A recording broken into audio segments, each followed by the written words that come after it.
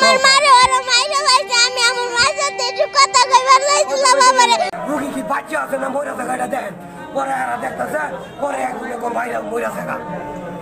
রাজধানীর সেন্ট্রাল হাসপাতালে ভুল চিকিৎসায় নবজাতকের মৃত্যুর ঘটনায় করা মামলায় ডাক্তার শাহজাদি ও ডাক্তার মুনা নামের দুই চিকিৎসক দায় স্বীকার করে স্বীকারোক্তিমূলক জবানবন্দি দিয়েছেন।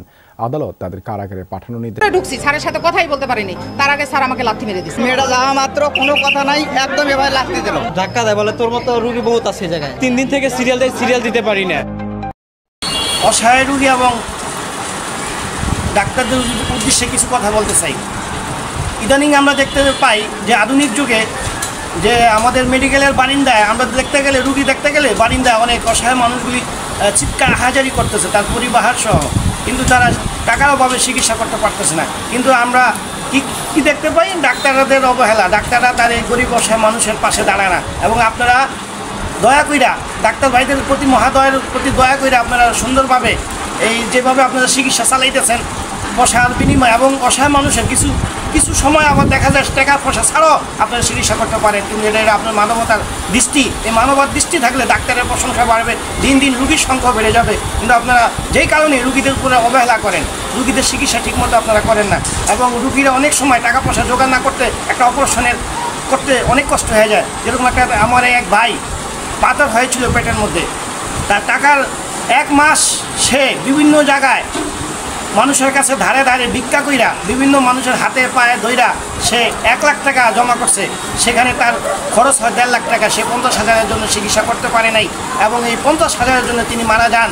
এভাবে তার পরিবার কিভাবে অসন্তুষ্টি হয়, কীভাবে এই বারিন্দায় চিৎকার হাজারি শুনে মানুষগুলো এই তাদের এই কষ্ট দুঃখ দেখে আমরা থাকতে সইতে পারি না, যে চোখে পানি দেখা এগুলি করবেন না ভাই। ডাক্তার ভাই আপনারা যদি আপনাদের যে মেডিকেল যারা আছে, মেডিকেলের দায়িত্বে যারা আছে, তারা সবাই এই অসহায় মানুষের পাশে দাঁড়াবেন এবং দাঁড়ায় আপনারা আপনাদের সুচিকিৎসার ব্যবস্থা করবেন, আপনার প্রশংসা বাড়িয়ে দিবেন, দিন দিন আপনাদের রুগীর বৃদ্ধি পাবে। আর এই গরিব অসহায় মানুষের রুগীর পাশে থাকবেন সবসময়। প্রত্যেকটা রুগী সিরিয়াস মনে করে আপনারা আইসিইউতে ঢুকিয়ে তাদের চিকিৎসা করবেন এবং চিকিৎসা করে আপনাদের জন্য একটা জরুরি ভিত্তি এগুলি করবেন। এগুলি অসহায় মানুষ আমরা দেওয়া যেতেছে অনেক সময় চিকিৎসার জন্য আমরা সিরিয়ালে থাকতো, আমরা টাকার জন্য আমাদের ডাক্তার আমাদের চিকিৎসা করে না এবং অনেক অপারেশন বাইক এক রোগের চিকিৎসার জন্য তারা করতে পারতেছে না। এভাবে এই অসহায়ের মানুষগুলি অনেকগুলি অনেকে মারাও গেছে, কিন্তু এই মারা আপনি যাতে না যায় আপনি একটু সতর্ক থাকবেন। আপনারা তো আমাদের শ্রেষ্ঠ জাতির সন্তান, আপনারা অনেক লেখাপড়া শিখে কোটি কোটি টাকা নষ্ট করে